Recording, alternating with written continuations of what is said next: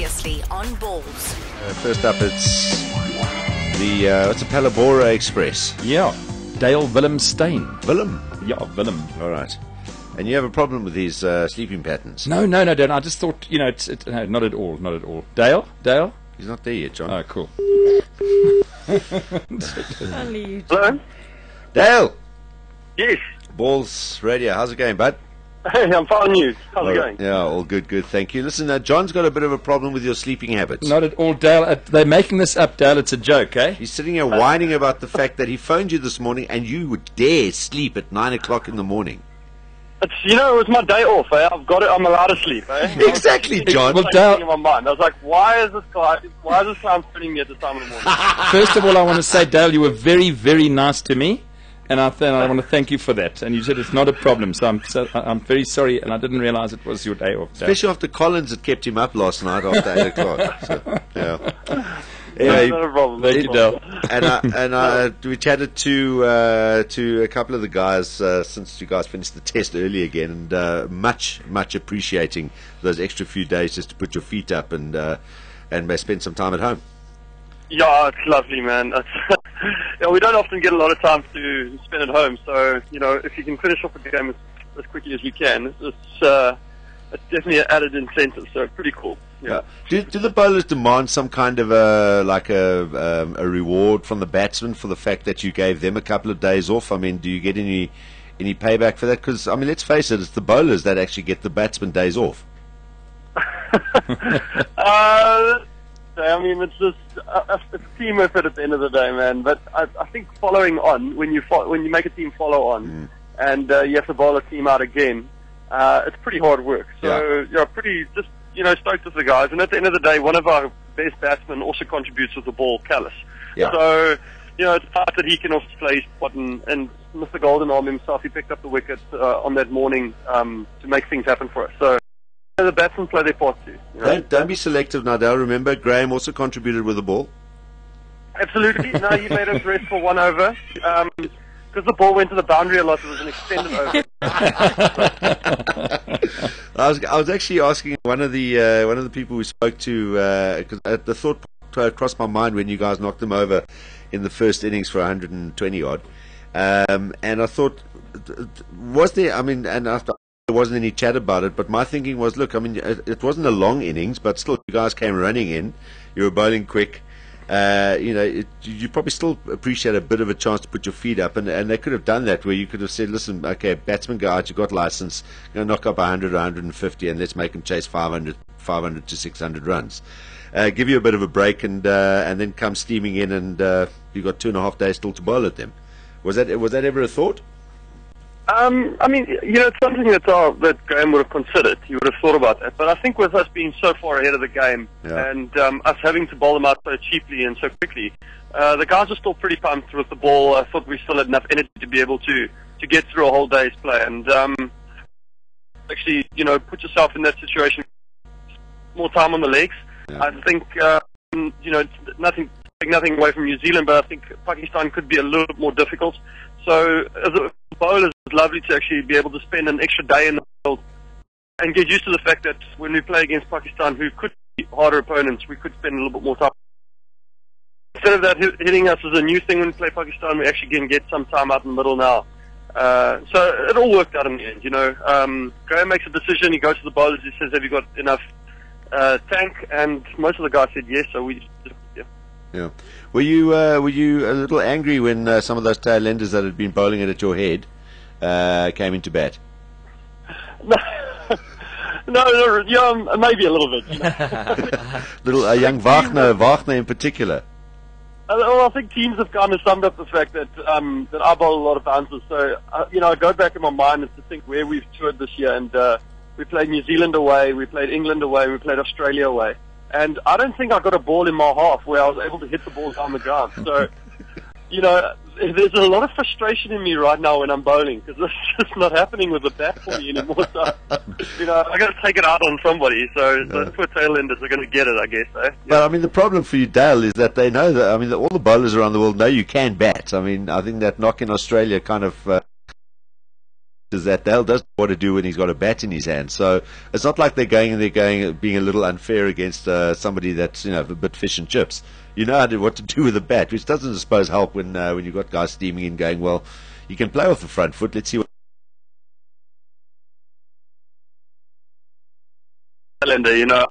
Probably hold a bat. I mean, most of us can hold a bat all the way. We bat all the way down to 11. I think Morne Morgel can even hold a bat, But nobody likes any tin music, No one likes it when it's coming around their throat.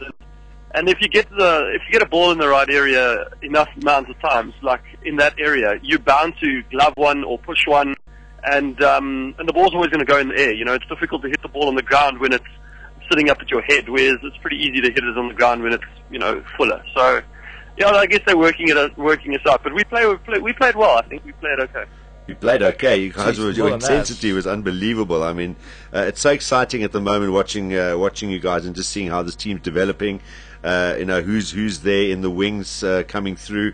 We've got depth in every single area, and as I was saying yesterday to AD and to Fuff, the series I'm looking forward to most out of all four of the series that you guys have had, England, Australia, this one, New Zealand, is the one against Pakistan, because from a fast bowling point of view, I don't think anywhere in the world you will get a treat watching the likes of our team and then these youngsters that Pakistan have got, who are going to thoroughly enjoy our nice, fast, bouncy wickets. Yeah, they've got some good bowlers. I watched them play recently. They've got some quick bowlers. Pakistan with some good fast bowlers, even though their wickets are always more suitable for probably spinners. Yeah, it's just weird how they create these guys. But it's going to definitely be a lot more of a contest between bat and ball when it comes to playing against Pakistan. I felt New Zealand were probably just a little bit out of their depth with missing guys like Ross Taylor. And then the same thing in the ball department. They just didn't have that firepower, You've got somebody like Callis. I think he can even rev the ball up to 140. Yeah. So for them, they definitely need somebody that can. If you've got somebody in your team that can bowl over 140 k's an hour, it makes a difference for the guys that bowl a little bit slower. So Pakistan should be a little bit more of a threat when they come down here. Yeah, they were trying to sort of I don't know if you saw it on TV. They were trying to work out or analyze the difference between Dale Steyn, I think it was 2007 when you played against these guys, and Dale Steyn now, and they were comparing, going that in 2007 you were kind of bowling, I think one or two balls went over 140 k's an hour, or was it the other way around? Whereas this time, the other time you were basically there were a lot of balls going over 140 k's an hour. I think it was the other way around. And trying to sort of work out the difference between Dale Steyn 2007 and Dale Steyn now. Is it not the same as a Alan Donald and a Sean Pollock from early days to later days? You kind of maybe sacrifice a little bit on pace when you need to, just because you're swinging, getting line and length. I mean, how have you changed over the 5-6 years? I think I've just become a little bit more smarter as to how to go about doing my business. When we played in Newlands, my pace was a massive difference between my pace in Newlands and my pace in PE. That's what they were talking about. Sorry, yeah, it was okay. But the big difference between PE and Newlands was that the Newlands deck offered a lot more off the deck, so you didn't exactly have to bowl at 145 k's for something to happen. Yeah. You just needed to land the ball consistently in the right area. So that's what I try to do. And then when we got to PE, with it being a little bit more flat, it obviously did a little bit, but not as much as Cape Town. I figured that I need to probably up my pace here so I can rush players a little bit more and try and get them out there. I sum up conditions, and I think over the years I've actually gotten a little bit smarter about when to use my pace and how to use my pace. Yeah. And that was just a classic difference between the two grounds that we played at. It's good to mention that, because I think a lot of people don't understand. They see Dale Steyn come in, opening bowler, running downhill. They think, okay, well, he's got to go in and bowl at 140, 145 plus. And if you're bowling at 135 to 140, they're thinking, oh, there's something wrong with Dale. And I think you've kind of explained why. You don't have to do that. It all depends on the track. Yeah, there comes a time when I think I have to up the pace. I've said it before that it definitely helps the players in the team, in our team. It lifts guys from a fielding point of view. The guys get excited. The other bowlers feel the energy, and they also want to be part of it. When things are happening quickly, when guys bowling quickly, things seem to happen. So Pace is definitely something that I'm always going to try and do, but I think it's just use it cleverly. We play a lot of cricket, and I've got to stay fit in some ways. And unfortunately, I always compare it to someone like Steyn Ballz. You don't see him breaking a 100-meter world record every time he runs 100 meters. Yeah. So he's just smart about how he goes about using his space. That's all. Yeah. All right. Tweeting here from Tyson. What did Graham say to Dale when he was so frustrated on the last day of the test? Which test? I've no idea. I don't know what that question's about. All right. Anyway, PGA clap for Dale as well. Yes. Well done, Passing Dale. another big milestone in your career, and Thank you. Still a long way to go. You target 400, and possibly even 500 if it keeps going this way, and you keep knocking over sticks the way you are going.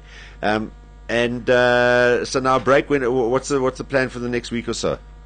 Well, we get together again tomorrow to play against the ODIs. To prepare. I'm just parked outside Llandudno now. I'm meeting Paddy Upton. We're going to go for a surf. Graham's actually on the beach too. I don't think he's going to surf, but we could teach him. It's pretty cool. So Awesome. You're just relaxing a little bit. But it's nice when you finish a test match off in 3.5 days, and you get the extra 2 days to kind of put your feet up. It's nice to spend some time at home too. So we'll get back into it again tomorrow and then start the ODI. Awesome stuff. Well, when you see Paddy, tell him I got his DM regarding his Lance Armstrong message and his blog, and we'll be looking. Yeah, exactly. And just tell him that we'll touch base with him tomorrow. Maybe if he's got a chance, we'll have a chat to him sometime this week before the end of the week about that.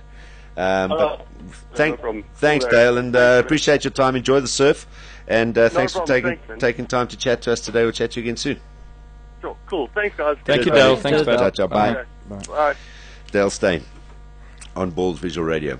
One of the things that we surf, surf. Nice. I can't Sharks imagine at Graham. Llandudno, eh? Sharks around there. Oh, you said sharks there as are well. a couple in Stormers as well. Johnny, that's the name. This is Ballz Visual Radio. Darren, Simon, Kate, and John. Weekdays from 3 p.m. to 6 p.m. Central African Time. Ballz.co.za.